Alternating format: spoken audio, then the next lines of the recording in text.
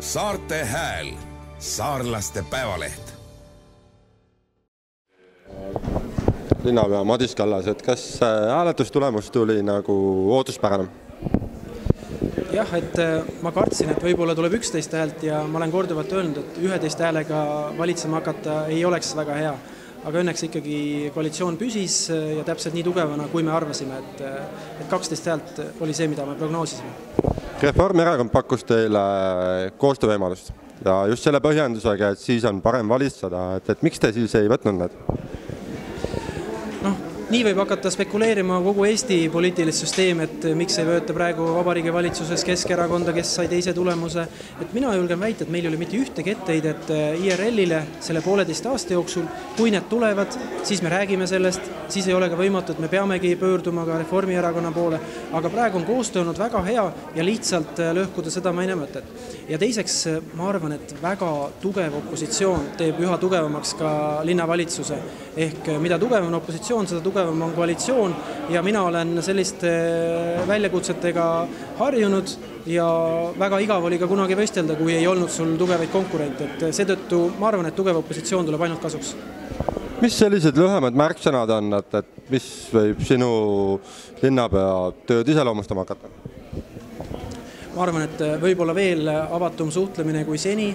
Võib-olla see, et mulle meeldib inimestega rääkida, mulle meeldib neid kuulata ja minu jaoks on iga pisike asi ühe suure asja alguseks, ehk ma ei aja ainult taga suuri projekte, mida linnas ellu viia, vaid pean tähtsaks ka igat väikest asja, olgu see kusagil uus pink või uus kõnnitee, et suures pildis on kõik olulised. Mis saab esmaspäeval olema sinu esimene käik? Nii nagu ma olen täna korduvalt öelnud, et ma loodan, et Läänesaare vallavanem Andres Tinno võtab mind vastu, kui ma talle helistan esmaspäeval ja me räägime, sest see on läinud häbiväärselt kaugele juba see haridusruumi vaidlus ja ma tahaks sellele teha vähemalt sellist konkreetset lõppu, et me vähemalt hakkame edaspidi regulaarselt kohtuma, kas see toob ka tulemuse, seda näitab aeg, aga me oleme täiskasvanud inimesed ja me peame saama ühe laua taga asjadest rääkida. Sa ütlesid volikogus esinedes, et ei ole kindel, kas Kuressaarde riigigümnaasium peaks tulema. Samas sa ütlesid, et raha tahaks küll saada haridusruumi korrastamiseks. Et, kuidas sa seda kommenteerid, et andke raha, aga me kooli ei tee? Riigigümnaasiumi kriteeriumitesse on pandud teatud tingimused sisse, mis Kuressaares on juba täidetud. Ehk nüüd me läheme ministeeriumisse, me küsime, kui Kuressaarel on kõik ruutmeetri tingimused, kõik haridustaseme tingimused täidetud, et kas ainus tingimus meid saamaks seda raha on riigigümnaasium teha või on mingid alternatiive. Aga see investeering, mida praegu on Kuressaarel lubatud, ma arvan, Kuressaare on seal igalt ära teeninud, et saada ka meie need koolid korda, mis veel ei ole korras. Miks sa arvad, miks sina oled parem linnapea kui Hannes Hanso või mis on sinu plussid tema ees?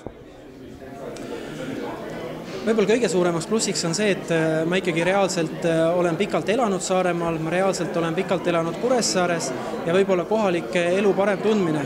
Ja vähem oluline ei ole ka see, et minul ikkagi pea kogu suguvõsa elab samuti Kuressaares ja kuidagi see kontakt on võib-olla tugevam Kuressaarele, kui oli Hannes Hansol, et temal võib-olla jälle omakorda kontaktid Tallinnas tugevamad, mida jälle minul võib-olla nii tugev palju ei ole.